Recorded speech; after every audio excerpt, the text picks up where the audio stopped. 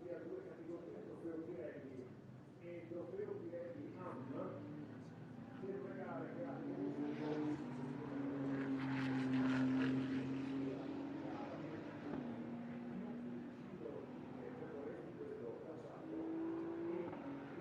doppia categoria di Pirelli che ha avuto questo trofeo, sono 5 Pirelli.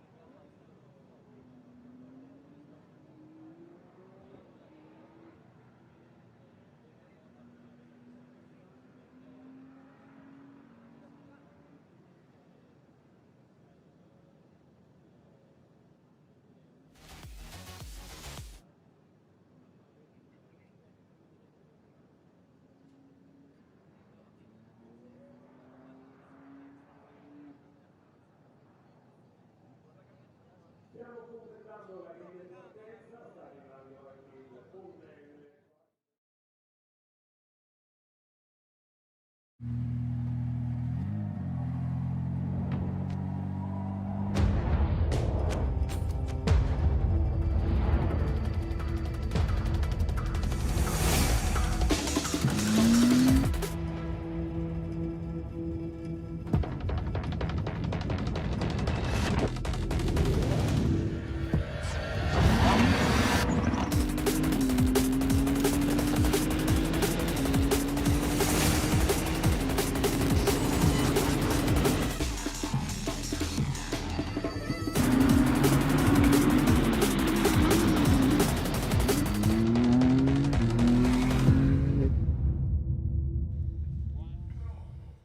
Hello everyone, a huge good afternoon to you and welcome to the heat of Jerez in Spain, round 3 of our Ferrari Challenge 2024 calendar. Wow, what a place to be, what a circuit to be and what temperatures to enjoy here. The sun shines in Spain. And this is a testing track for our Ferrari Challenge drivers. Our Trofeo Pirelli and Trofeo Pirelli AM drivers will be taking to the 4.4 kilometer circuit. We're very nearly at the midway point of our 2024 season. From here, it's just a little drive up the road and crossing the border into Portugal for Portimao, then La Casale, then Nürburgring, then Imola in the beginning of October, in the middle of October, I should say. For the final round and the finale mondiale. So depending on how you count the turns here, 13 or 14, and as I say, that depends on whether you count 13 as a turn or not. But there you can see how difficult this track is. 8 right-handers, 5 left-handers, a very long straight between turns 5 and 6. And the track temperature is 47 degrees and the air temperature is 35 degrees at the moment, with very little wind around to offer any cooling breeze to everybody. We come here from having been in Hungary and the Balaton circuit, which provided some extraordinary racing, that's for sure. And as we rode on board right at the very start of the race, plenty of drivers sticking their elbows out to make sure that they could get as far up the order as they could. And Bence Valent and Giacomo Altoe that you could see there at the conclusion of race 1. And race 2 was just as enjoyable as well. As some brilliant moves and some brilliant saves from some drivers. They got sideways for just a moment, but on the podium, the celebrations, as always, loud and proud. So this is race 1 for our Trofeo Pirelli and Trofeo Pirelli AM drivers here at the Ferrari Challenge, and there as the sun beats down on all of our drivers on the grid. It's going to be a hot place inside one of those wonderful Ferrari 296 Challenge cars, that's for sure. Danilo Del Favaro, who is driver of car number 9. Now, he's one of our Trofeo Pirelli AM drivers. He probably didn't qualify as far up the order as he would have liked to have done today. P6 in class. And he drives for the Penske Sportwagen Hamburg team, which rolls off the tongue like a boiled sweet, I'm tempted to say. Alongside me is Nico Spalek, who hails from Germany, so I wasn't being at all offensive, I promise you. Good afternoon, everybody. Welcome to Trofeo Pirelli and Trofeo Pirelli. I'm here from Jerez. It is indeed, as you already saw in stats, very, very hot. And the race that we expect is going to be equally hot, both in the Pirelli and the Pirelli M classes. Great racing already today in Coppachel and great racing already this season. This Jerez circuit is really a old school traditional track. Lots of gravel traps around, lots of track limits that the drivers have to be really, really mindful. And in qualifying, track limits played a big role as well. Very much so. In qualifying, as we look at the Herbert Geiss car, in qualifying, the minute you put your 2 wheels over the white line, that's legal. The moment you put 4 wheels over the white line, it's illegal, and that lap gets deleted from qualifying. And that meant that some drivers did many more laps than can. Giacomo Altoe will be going from P1 for our Trofeo Pirelli drivers. For our Pirelli AM driver, it was a brilliant qualifying from Klaus Branson. He goes from P1. So that's the way it looks in terms of the pole sitters for each of the categories. The Pirelli AM drivers have the white strip across the top of the windscreen. Our Pirelli drivers have the red strip across the top of the windscreen. That's how you can identify at a glance what particular category the driver is racing in, Nico. Yeah, absolutely. And you mentioned Klaus Branson, pole in the AMS. Great pace in Hungary. Didn't have the race results his own way. So he already made his mark in qualifying, gained 1 point for the championship. But he will try and convert that into a victory to get his championship chase back on track. I completely agree with you. We look down on the Richard Mills safety car, and then we look at just some of those drivers lining up on track, ready to do battle, including Gianmarco Marzialetti. Gianmarco, another driver perhaps out of position from qualifying, the Radici Automobili Best Lap FCI driver. And there is Ines Rule from the Baron Motorsport team, complete with the headmaster of Baron Motorsport inside the car as he returns to driving in competition this year. Philippe Baron going from P4, so a second row start for Philippe Baron.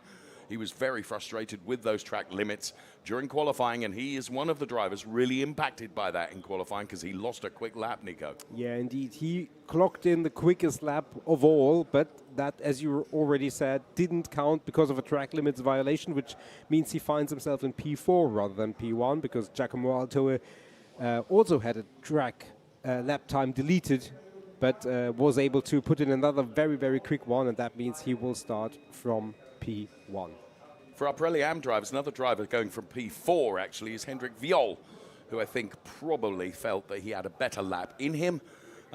We will see what he can do from there for the Scuderia Prague team. He's been a very, very competitive driver. As we look at Johnny Kane, that was a real close-up of Johnny then, who is driver coach to Andrew Morrow, British driver. In fact, Trofeo Pirelli champion in Great Britain and has chosen to race in Europe this year. Okay, so all the cars are out there on the grid, ready to do battle for 30 minutes plus 1 lap in Ferrari Challenge Trofeo Pirelli. This weekend, we are here in Spain. Last weekend, it was something of an epic weekend for Ferrari in Le Mans.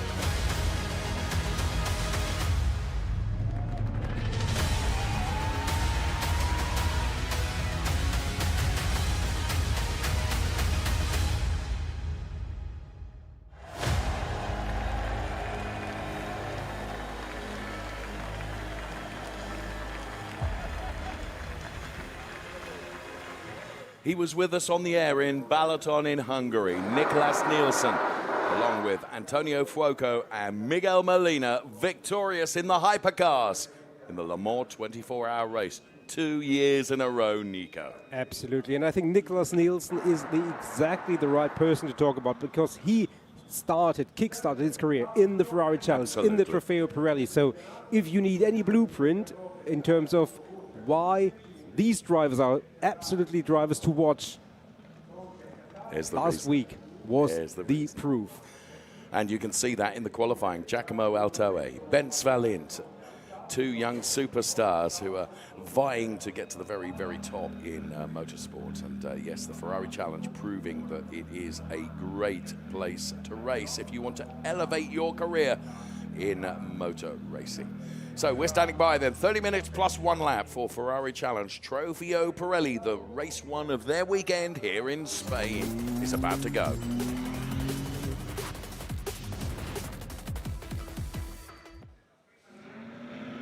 Richard Mills safety car leads the cars away. We'll bring you the grid in full then.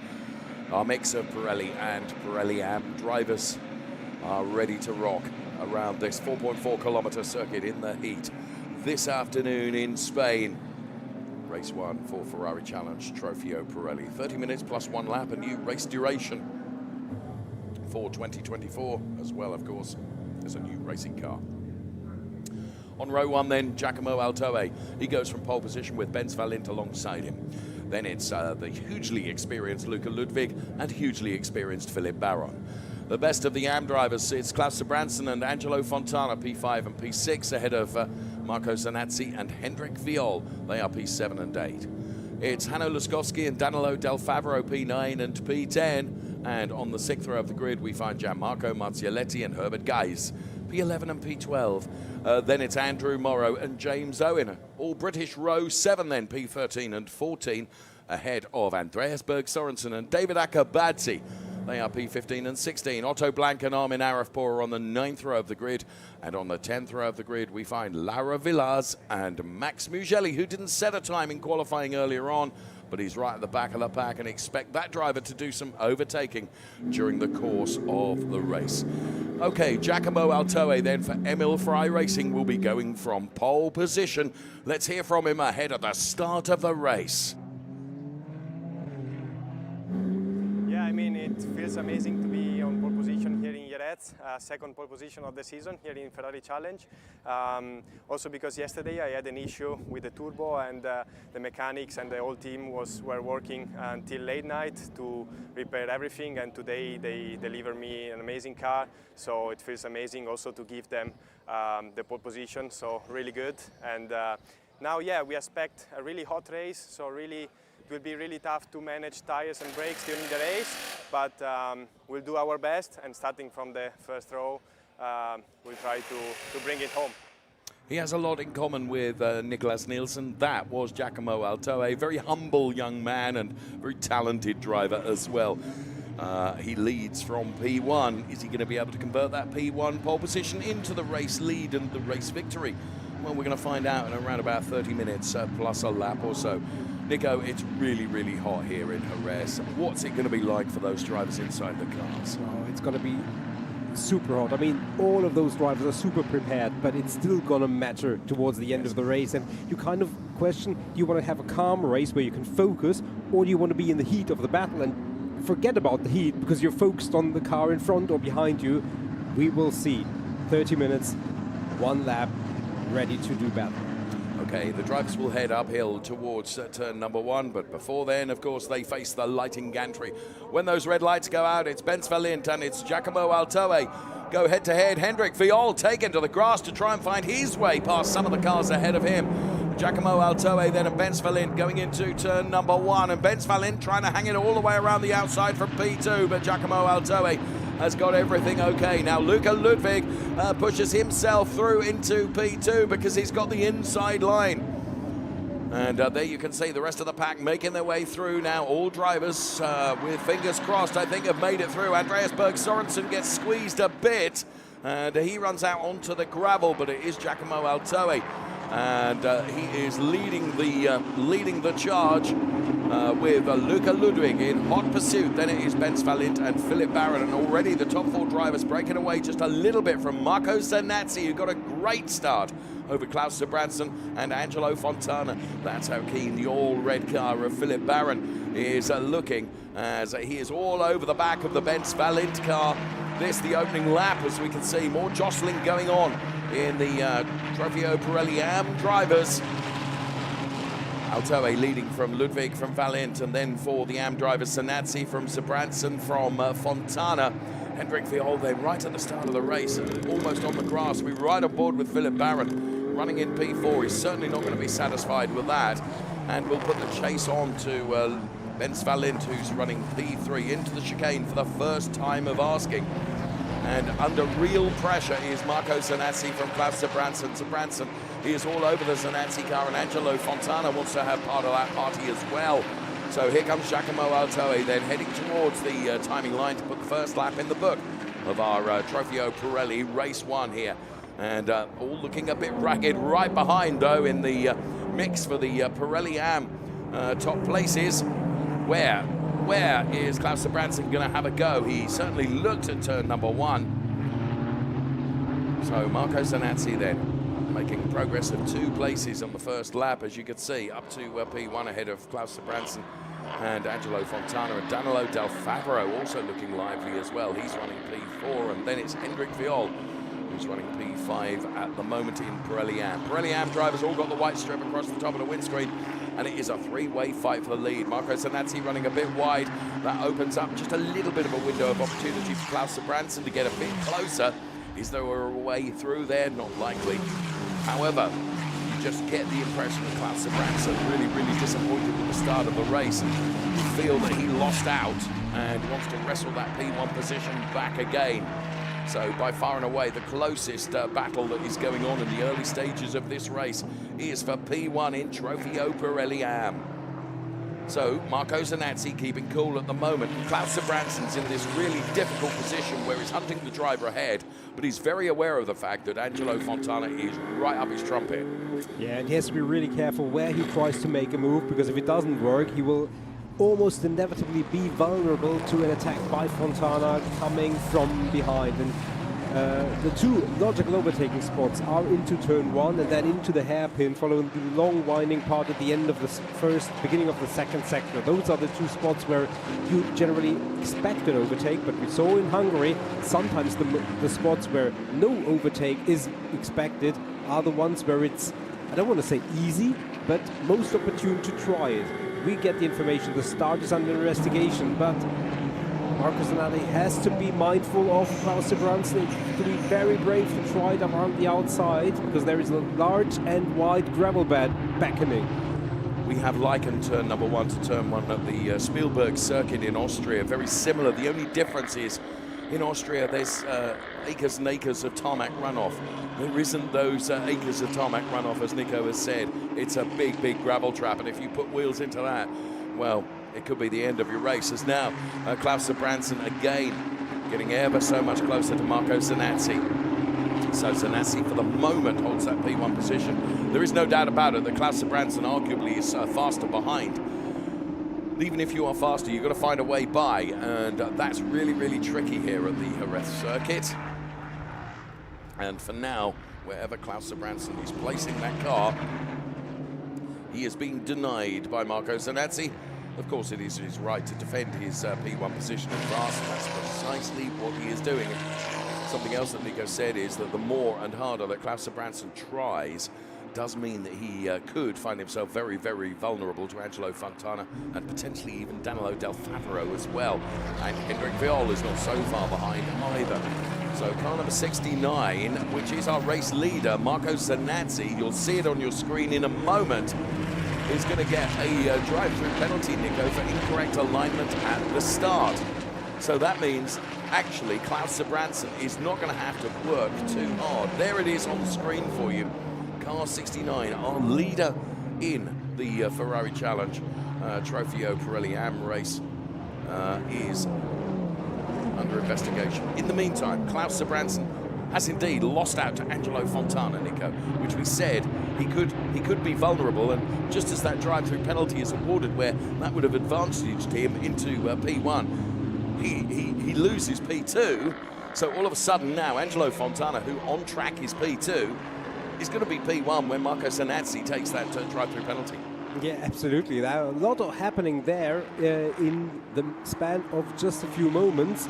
In the meantime, as we focus on our AM leaders, Giacomo Alto is stretching his lap, and we will soon get our replay of the start, and we will have a keen look at what happened with Marco Sanazzi there as well. Yeah, so Marco Sanazzi then being adjudged, Nico, incorrect start alignment. Let's see if we can pick this up here. Oh, yes. I think that was a slam dunk, really, wasn't it? Well, the rule is you have to go through the grid boxes. So he didn't. And I think the perspective from the very front will be more telling, but he was probably a little bit too much towards the inside. Let's see it here. Look, Hendrik Viol and Marco Sanazzi are side by side here, 5th row.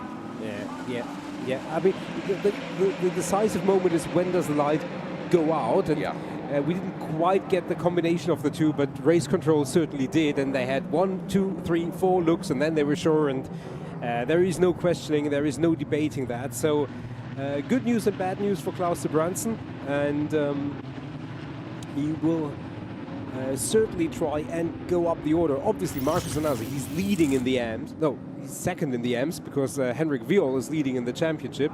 But obviously that benefits Klaus Sebranson indirectly by virtue of Marco Sanazzi dropping down the order. While we watch Marco Sanazzi taking his drive-through penalty, can I give a big shout out to Max Mugelli, Nico, who started right at the back of the pack and has moved up into P14 in the race overall. He's done a lot of overtaking as Max Mugelli, and he's making his way up the order. Meantime, Luca Ludwig is in that P2 position. That's Ben Svalint chasing him down, because Giacomo Altoe has already built a margin of 1.6 seconds in the lead, and that's Giacomo Altoe. Send a picture right now as we look at his telemetry. He's in 5th gear and driving up towards 200 kilometers per hour. Giacomo Altoe, then driver of car number 2, is had a fantastic weekend in Hungary, of course, in Balaton, having taken a couple of victories there. And Giacomo Altoe, then a young superstar who is making his name here in the Ferrari Challenge. And here we can see this fight now in the Trofeo Pirelli AM, with Klaus Sebranson having to chase down Angelo Fontana rather than Marco Sanazzi. So Angelo Fontana taking advantage of the fact that Klaus Sebranson was chasing so hard the car of Marco Sanazzi that Angelo Fontana was able to take advantage to get past Klaus Sebranson, and I dare say there was a little rub between the two of them, because the door mirror on the Klaus Sebranson car looks just slightly out of place. Yeah, that is a fair analysis, in my opinion. You can see the live gap on the left-hand side. It's 4.8 tenths between the two, and battles, close calls between lots of drivers. And there is Max Mugelli, who you referenced, who's moving up the order already in P13 overall. So obviously all M drivers around him, but still you have to you have to close the next gap, you have to get by safely and quickly, and then you have to reset your radar almost, and try and go for the next car. On the radar of track limit infringements, we currently have one driver with 3 warnings, which is David Acobazzi. Everybody else is at 1, 2 or 0. Well, I say that Andreas Berg-Sorensen also just picked up his 3rd track limit warning, so we'll keep you abreast on that. No drama between those two. Klaus Sebranson has 1, Fontana has 0 track limits, so but it's still 20 minutes and change remaining. Yes. So Klaus Sebranson really taking it to Angelo Fontana now. And those track limits, we so hope that no one falls foul of the track limits any more than they have thus far, because once you've got to reach that tally of 3, then the next warning becomes a penalty. And that's how close Angelo Fontana and Klaus Sebranson are. Giacomo Altoe leading by 2.9 seconds in Trofeo Pirelli. And whoa, Luca Ludwig and Ben Svalint trading places here. It was a bold move by Ben Svalint to the inside of Luca Ludwig. A clear head then, Nico, from Luca Ludwig, who just yep, have a go then, Bence. It's never going to work. And he was able to just retake that P2 position that he momentarily lost. Yeah, absolutely. Luka Ludwig very, very much showing his experience in that moment. Yes. But it also shows that Bence really wants to move up the order. He is leading the championship coming into this race, but he knows that Giacomo Altoe is a threat in the championship given his pace. And maybe we get a replay of that? No, that's a different scene, I guess. Oh, yeah. And that's Hanno Laskowski, and Hanno Laskowski trading a bit of paint there.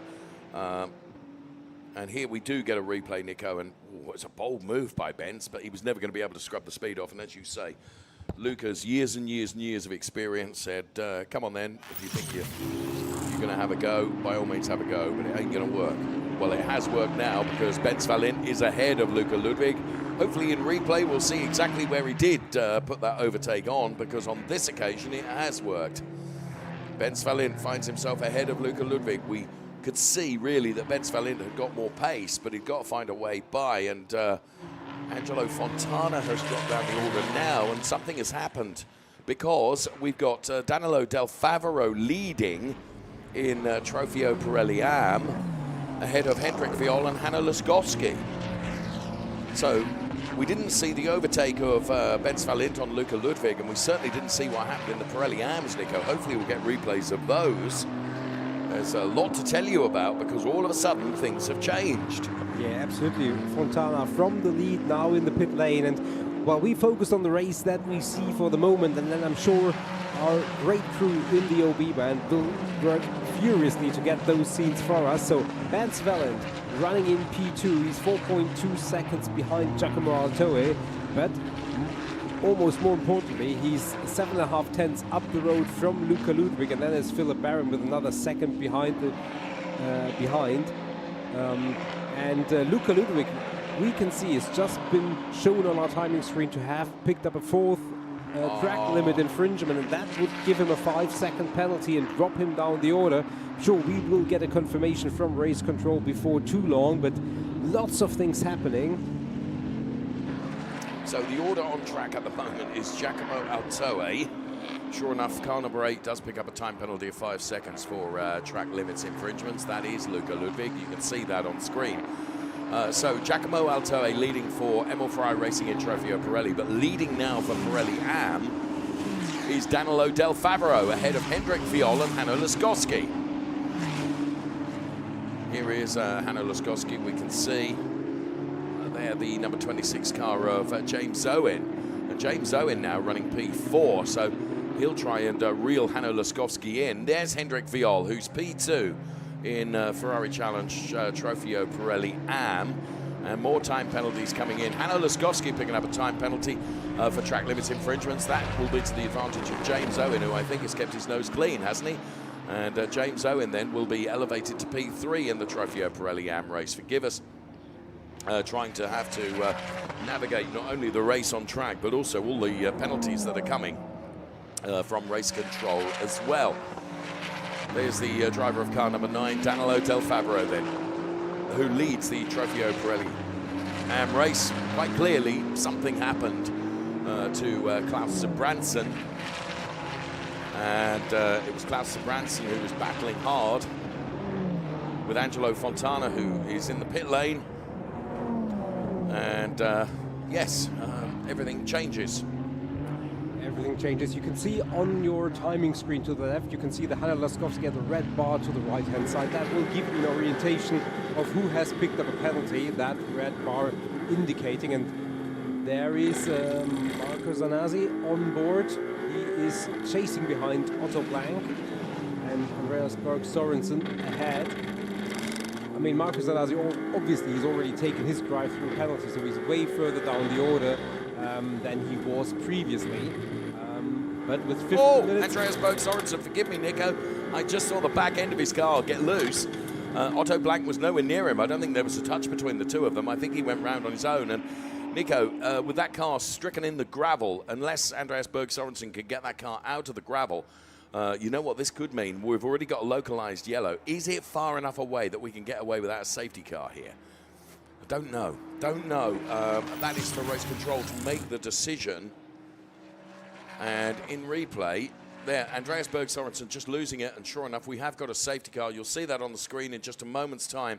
So Andreas Berg Sorensen just losing the back end of the car, and that propelled him into the gravel, which means the deployment of the Richard Mille safety car, which is out right now and takes to the track. So big losers here are Giacomo Altoe and Danilo Del Favro, who are leading in each of the categories. Giacomo Altoe, who had a margin of very nearly 7 seconds, and Danilo Del Favro with a big lead over Hendrik Viol.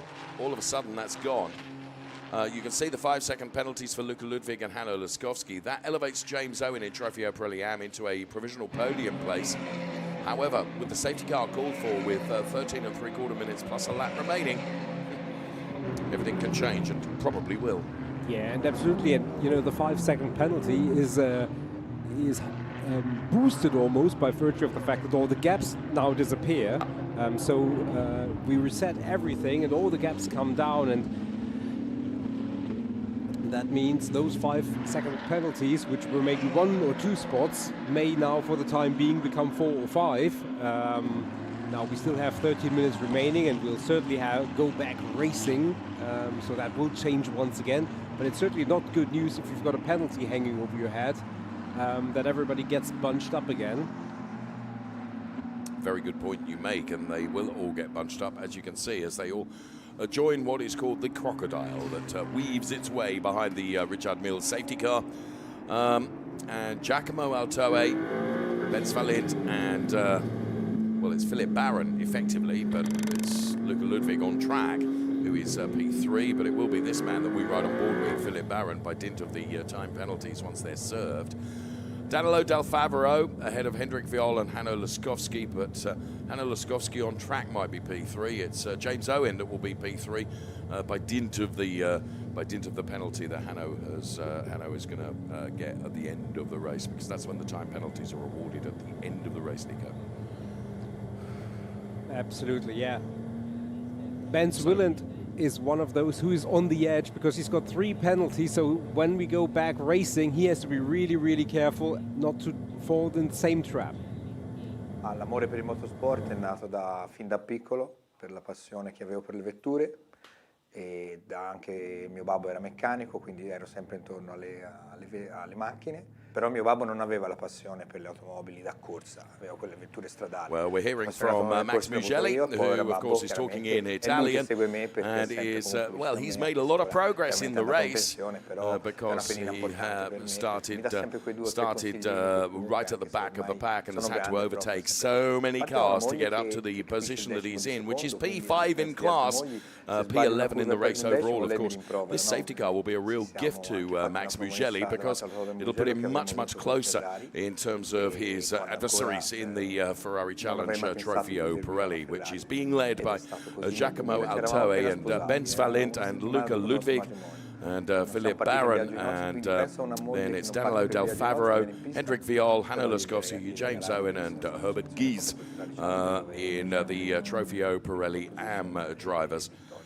So that's the way it looks at the moment. We are with the safety car at the moment, and the safety car then leading these cars around for the stricken Andreas Berg Sorensen, as Max Mugelli is continuing his small novel in Italian, so that's why I'm talking over it. I'm certainly not rude or disrespectful to Max, who's a very dear friend, but so Giacomo Altoe, Danilo Del Favro are our race leaders at the moment. We are behind the safety car, and the Andreas Berg Sorensen car is nearly to a position of safety, and then we can get back to racing again. As Nico said, we're going to have enough time on the clock, that's for sure.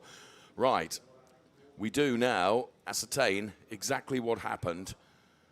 So that was Angelo Fontana going around, and that caught Klaus Zabranson. That's why those two Trofeo Pirelli Am drivers went down the order. Thank you for getting those replays for us so that we could ascertain exactly what had happened, Nico, because it made no sense to you nor me. Yeah, and you know, the two challenging for P1 the immediate assumption is they had it coming together, but actually now we know that Angelo Fontana went around on his own. And Klaus Brunson, I'm sorry to say, he was very unfortunate. Yes, he was. Back in Ballaton, and it's not getting too much better. I mean, fortunately, he is still racing, but he lost 5-6 positions in that sequence. So running P7 for him, obviously also the safety car to a degree is a benefit. And if he can just follow Max Mugelli, the Pirelli driver, ahead of him, maybe he has a chance to make up a few positions. But all drivers who want to make up positions will hope that the safety car will come in fairly soon, because with 9 minutes plus a lap remaining, close. There's not too much racing time left. I hope you'll forgive me. I'm not going to ask Klaus Branson to do my national lottery numbers, because he's just not getting the luck, is he? You know, as you say, you know, by dint of the fact that he was chasing so hard, he was in a position where he was never, you know, he was always going to get caught out by Angelo's going around. Well, the terrible thing is, we did an interview with him, and ever since then, the run of it hasn't gone his way. So I hope he will do an interview with us again in the future, in spite of recent history. I wish you all the best, as we do for all the other drivers, but he really hasn't had his own way. 8.5 minutes plus a lap remaining. We're still behind the safety car. You'll forgive me for saying it, but now with just 8.5 minutes remaining plus a lap, when we do get back to going again, because even the safety car will come in at the conclusion of this lap, Nico, but it is going to be a dash for cash. It is going to be a dash for cash. Now, on the flip side of those who wish the safety car comes in very soon, those with 3 penalties will say, well, you know, stay out a little bit longer. Absolutely. The longer we're behind the safety cars, I don't run the risk of adding another one and a 5-second penalty. So everybody on their own, all have their own agendas, all of them want to win the race. Of course they do. Of course they do. Oh, look at the focus and concentration, Nico, as you can see. It's great to see riding on board then in the Ferrari Challenge. Danilo Del Fabro leading for Trofeo Pirelli Am. Giacomo Altoe leading for Trofeo Pirelli. Now, it will be Giacomo Altoe's responsibility to control the pace of the restart, Nico. And he, of course, Benz Valins, who is in P2, will need to try and anticipate when Giacomo Altoe is really going to give it a footfall on the loud pedal. And if Benz can anticipate that well, who knows? So let's see. Oh, that's how close they're all getting then, as they're stacking up behind as we get ready to go back to racing once again in Ferrari Challenge. Trofeo Pirelli, there is the number 88 car of Armin Arifport, the Riller and Schnaut driver. So Sandro at the wheel of the safety car disappears up the road, Nico. It's down to Giacomo Altoe, and Benz Valin trying to anticipate when Giacomo Altoe is going to give it everything on the accelerator pedal. They're queuing up behind. This is going to be very, very exciting. And we've got a car that's made contact during that phase and has got damage. Dare I say, that looked like the Klaus Brunson car. I don't want to jinx it. Yeah, I think you might be right there. It's certainly the same colours. So Giacomo Altoe leaving it to the last minute before he's going to give it everything. Weaving from side to side, trying to generate some temperature. Once he accelerates, he's got to stay accelerated. And he does it on the exit of the final turn and heads up towards turn number 1 right now. Giacomo Altoe from Benz Valins and Luca Ludwig on track. But Luca Ludwig has got a 5-second time penalty to come. And it is Danilo Del Fabro leading from Hendrik Viol. And then it's Hanno Laskowski for our Trofeo Pirelli Am driver. So Hendrik Viol will feel that this is perhaps another opportunity, but Danilo Del Fabro got away very, very well at the restart and denied Hendrik Viol any opportunity to come back at him right at the safety car restart. So here we go with 5.5 minutes plus a lap remaining. The top 4 Pirelli drivers have already broken away a bit from Danilo Del Fabro, who is leading in Trofeo Pirelli Am. So down this long straight they come then. Philip Barron not pressuring Luca Ludwig too hard because he knows that Luca Ludwig has got a time penalty to come. And that guarantees Philip Barron at least P3 at the moment. So Giacomo Altoe with a very, very cool head at the restart. He decided to accelerate on the exit of the final turn. That was the opportunity for Benz Valint potentially to have a go at him. And We could just see at the back of the picture that Hendrik Viol has got a lot closer to Danilo Del Favaro now for the lead of the Trofeo Pirelli AM race. Yeah, and what we feared would be the case. Klaus Brunst No. was indeed the driver who, for some reason, Well, he clattered in, I would have thought. must have, but I'm careful with making any assumptions. In the meantime, Marco Zanazzi has leapfrogged Otto Blank, David Eckelbatzi, and Gianmarco Marzaletti. So he is moving up the order, and that means obviously very good news for his championship chase. Herbert Geis has and James Owen and Andrew Morrow are dropping down the order. Didn't see anything, but Oh, there you can see both the Andrew Morrow and James Owen cars, two British drivers then, with strife there for them two. Here's Marco Zanassi. This is all playing into his hands, Nico, unbelievably. Marco Zanassi, who of course has had a drive-through penalty. Let's take a look in replay here. This is Giacomo Altoe, and just in the back of the picture, can we see, there is James Owen. Well, that was Luca Ludwig. yeah, going very rally crossing, wasn't he? So there's Danilo Del Favaro and Hendrik Viol. And someone taking a shortcut there and running into the side of James Owen, potentially. Again, from that camera angle, I couldn't quite see. This is Luca Ludwig and Ben Svalint.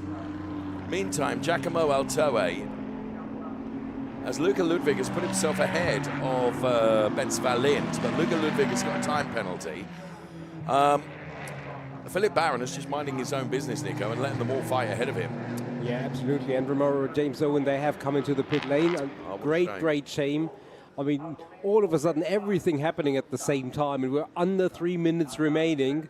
So if you've got something that you still need to do it quickly. Philip Barron picks up a third track limit warning, so that's dangerous. And Ben Svalent, he really has to be mindful of his own track limit count. Yes. Luca Ludwig, you can see, is really wrestling with the car, Nico, because in the temperatures that we've got here, and Luca Ludwig, well, seemingly not being afforded the grip that he would like because it's very hot. And of course, there is oil on track at turn 11, we're being told. That's why the car was sliding around, Nico. Yeah, turn 11 is in the area of the chicane. Yes. And that means that's obviously the worst place you can have oil on the track, because that's Pretty where you much. have to turn in, and there is no going straight there. So that's really a tricky situation. So the yellow flag very much deserved. And can we see any of that? That's right the area. Well, there's certainly a lot of rubber laid down there, Nico, but I'm not convinced I can see any fluid. A lot of marbles, rubber marbles they are, from discarded Pirelli. And this is brilliant between Ben Svalent and Luca Ludwig.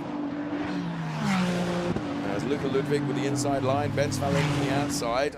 Fair play, and whilst that's all going on, Giacomo Altoe is just up the road, isn't he?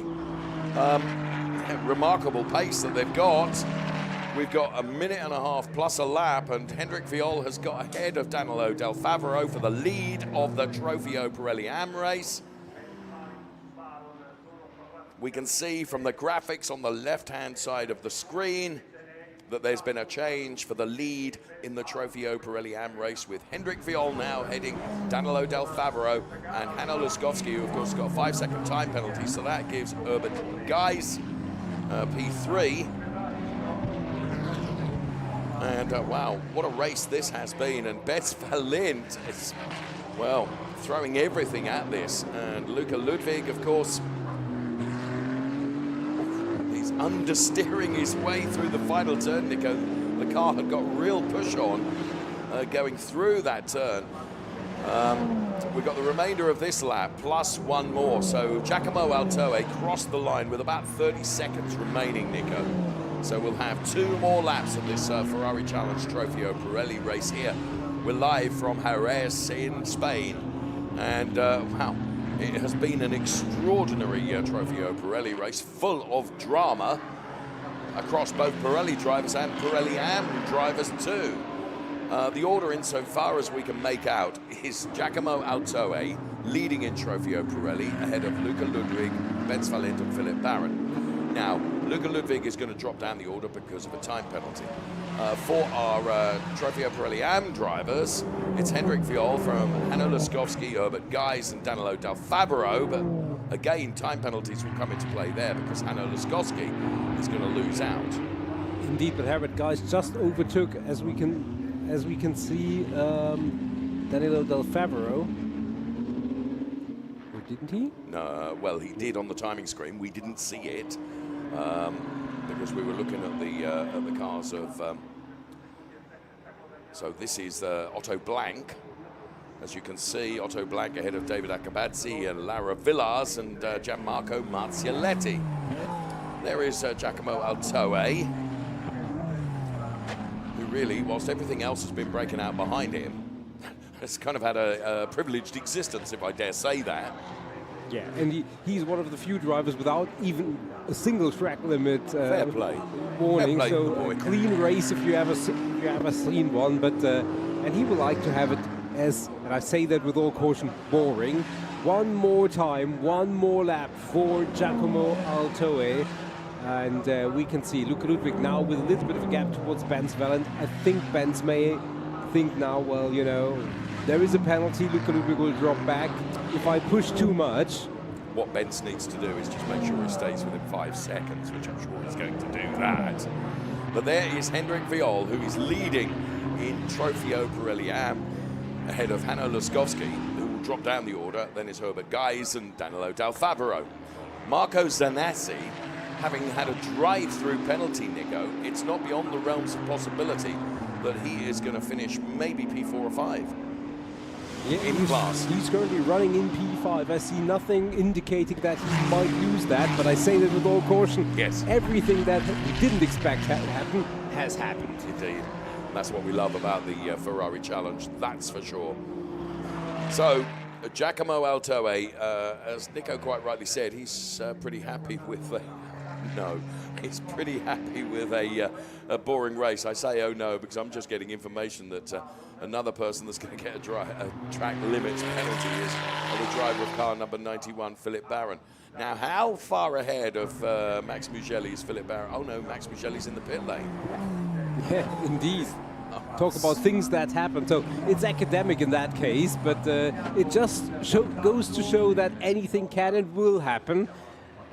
Even to the very, very, very last moment, Giacomo Altoe, he's just got one more turn to do.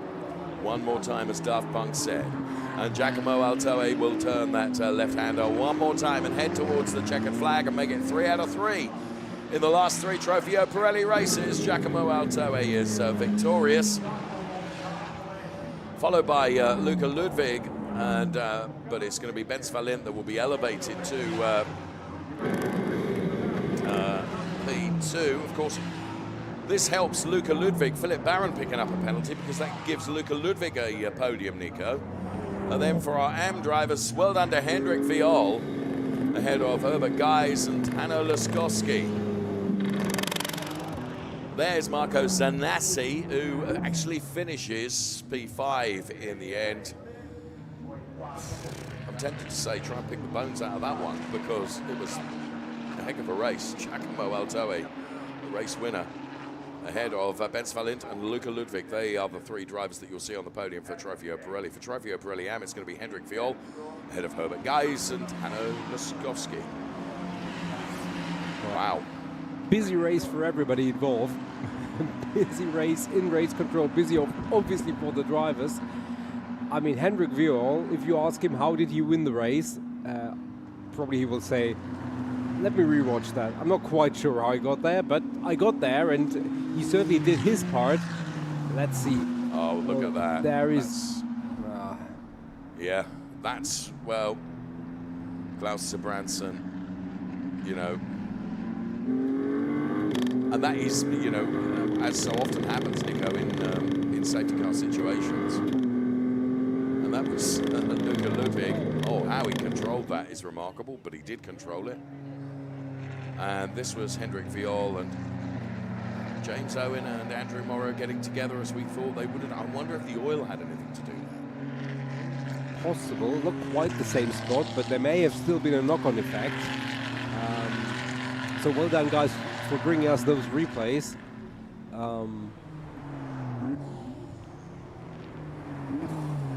Well, I mean, yeah, I've seen some extraordinary races, Nico, and that is one of the most extraordinary ones. Yeah. Events big and small, being the maker of a remarkable storyline, if you will, to this race. And now our podium finishers will find themselves underneath the podium. Everybody else will head into Parc Fermé, and then I think we will see some elation, some jubilation, and lots of people shaking their heads, I should think, in disbelief of how that race played out. Yeah, but also probably quite relieved the fact that they have made it through the heat and they've made it through the turmoil of Trofeo Pirelli race 1 here in Jerez. And don't remind them that they will do it again tomorrow, because let's focus on the celebration and the jubilation of race 1. Giacomo Altoe makes it into Parc Fermé. So does Benz Valent. Luca Ludwig, he's already out of the car. Well done, Giacomo. Well done, Giacomo Altoe. P1 for Trofeo Pirelli. P1 for Trofeo Pirelli and for Scuderia Prague Racing, Hendrik Viol.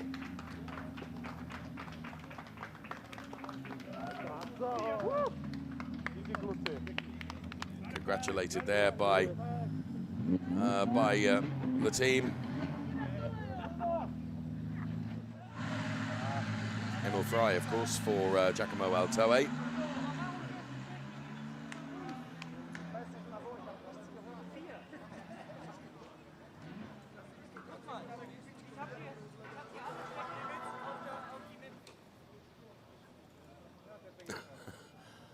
And there is Harold Prochik. He of a few race wins in his time, coaching and supporting Herbert Guys. And he stood there with a bottle of water for him. I think that's well needed, Nico, well needed.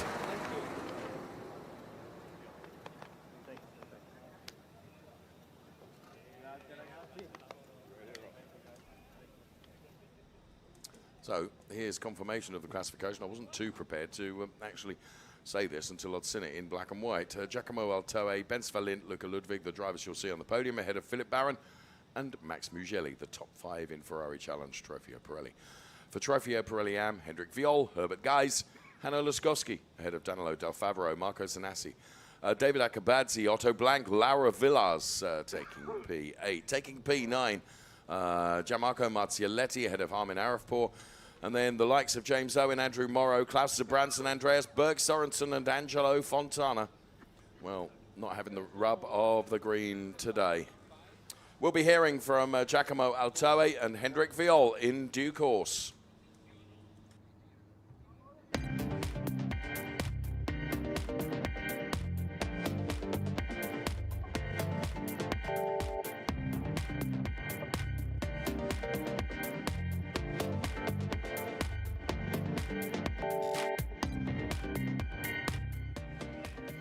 Giacomo, congratulations, another success, another victory for you, and I think this is the best way to start this weekend in Jerez with a pole position and a victory. A very tough day for you, start for the pole position and even in the last lap of this race. So can you tell us more about the strategy and how you built this victory?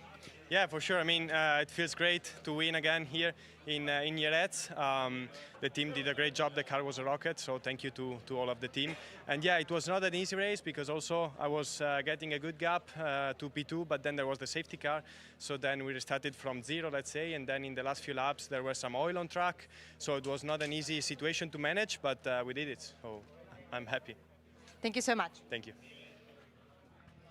Well done, Giacomo Altoe then. As he says, he'd built a nice gap and then all of a sudden the gap went away. And he'd got to try and recreate that as best he could. Well, Scuderia Prague driver Hendrik Viol, he will be talking to Ludovica in just a moment because his winner is in the Ferrari Challenge Trofeo Pirelli Am. First of all, congratulations, a very tough and hot race today, but your strategy win here at Jerez, you did a very good job with your team. So we want to discover more about your sensation to be here and about the feeling with your car on the track. Well, thank you very much, first of all. Yeah, it's, as you said, the team is the biggest part of this, to find the right setup for the car. We knew it's going to be hot, and our strategy was basically to not push for the maximum at the beginning, let them go, relax, and keep the tires for the end. So this plan worked out in the end, so we're all very happy. Thank you so much. Thank you. Well done, Hendrik Viol. Is in a very good position in the Drivers' Championship. Here come the highlights.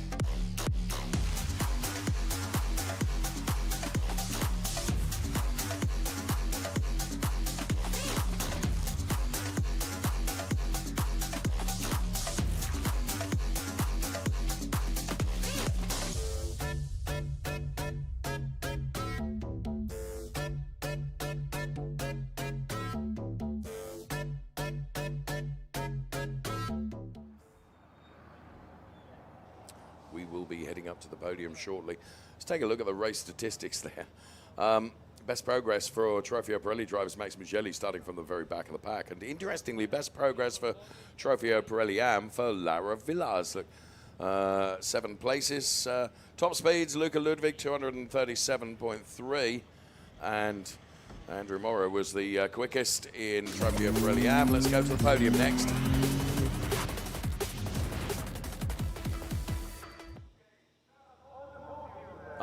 Michele Mabelli's got a microphone now and is able to bring the drivers out. Luca Ludwig going to the 3rd step of the podium for Mertel Motorsport. From Hungary. Rosso Corsa Ferrari Budapest driver Bence Valent, he goes to step 2 of the podium. Well done, Bence. And the winner is from Italy, Giacomo. And a young superstar driver, Giacomo Altoe, for Emil Frey Racing on the top step of the podium. Emil Frey Racing once again will be represented. Here's the anthem.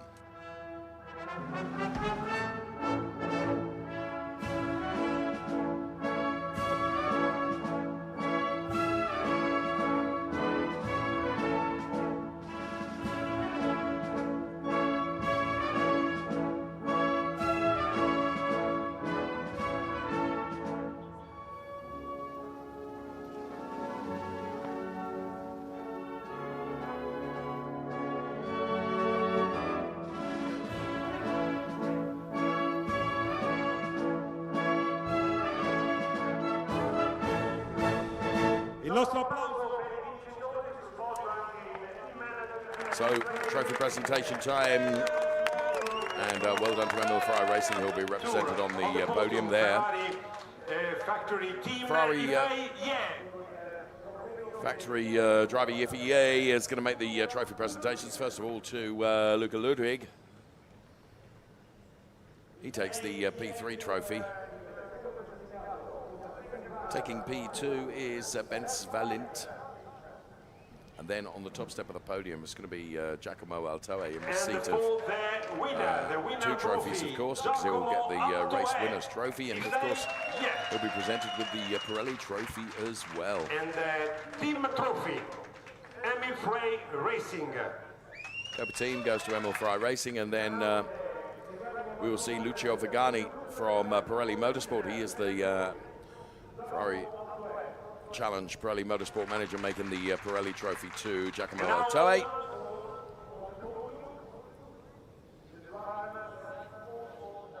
Every driver will get together on the top step of the podium, along with the trophy presenters as well, for the photographs. And then, who will be the first with the champagne? See if I can predict this correctly. Ben Valent.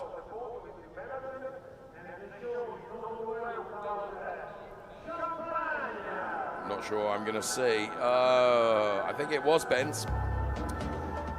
Super slow-mo of the top car then, and top driver combo, which is from Emil Fry Racing with Giacomo Altoe as the pilot. P1.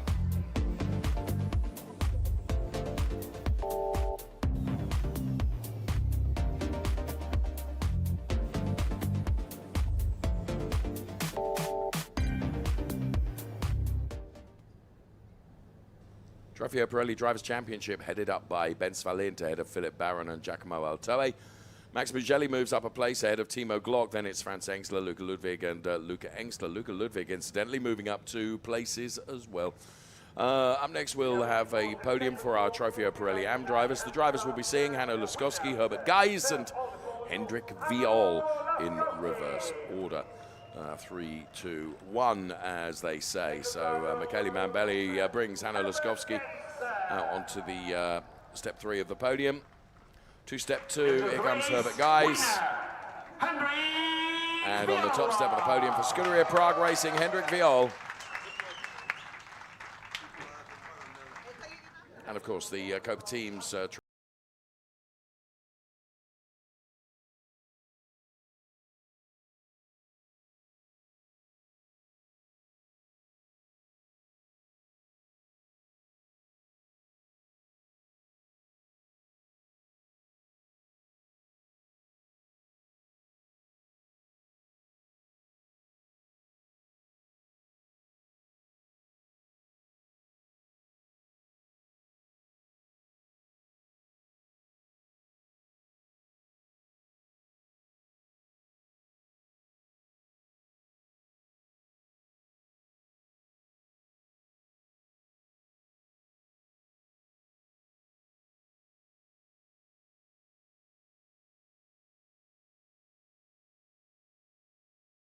trophies to be presented once again by the Ferrari factory driver, Yiffy Yi, as we welcome a member of the Scuderia Prague team to the podium because they win the Copa Team Award. So Yiffy then making the trophy presentation to the Emil Fry Racing driver, Hanno Laskowski. The trophy for the second driver. For Maranello Motors, Herbert Geis then will receive his trophy. Well done, Herbert. And the winner. And the top step of the podium for Hendrik Viol then. His second win of the season. Well done, Hendrik. Very good work, Scuderia Prague Racing. And Mr. Lucio Vergani, Pirelli Motorsport Manager. Pirelli trophy to be awarded once again to Hendrik. Lucio Vergani, the Pirelli Motorsport Manager, making that trophy presentation. Okay, all drivers on the first step of this podium with our guest on the podium, Lucio Vergani, APA. Lift your trophy and the photo and pictures from all smiles from our Trofeo Pirelli AM drivers. And Yiffy Yi to the right-hand side of the picture, our Ferrari factory driver then also. Responsible for trophy presentations today. You've done a fine job, friend. You'll be joining us on the air tomorrow. Very much looking forward to that. I think it was Hendrik who was quickest with the champagne, but it could have been Hanno. The number 92 car, which is one of the most distinctive Ferrari Challenge 296 cars in Trofeo Pirelli AM. For Scuderia Prague, it's the car that has taken Hendrik Viol to his second race win of the season. We'll be taking a look at the Drivers' Championship points in just a moment as well for our Ferrari Challenge Trofeo Pirelli AM drivers. Here they come. Hendrik Viol is leading 11 points ahead of Marco Zanassi, and then Andrew Morrow in P3 ahead of Klaus Sebranson. Hanno Laskowski moves up a place. Herbert Geis moves up 3 places. Then it's Danilo Del Favaro, James Owen, David Akabadze, Kim Eriksson, Gianmarco Marzialetti, Otto Blank, Angelo Fontana, Laura Villas, and Armin Arifport ahead of Andreas Berg Sorensen, Ruslan Sadrev, and Matthias Toman. Well, from the Ferrari Challenge Trofeo Pirelli, thank you so much for watching. We have another race to come this afternoon, and Trofeo Pirelli cars will be back in action tomorrow. Bye-bye for now.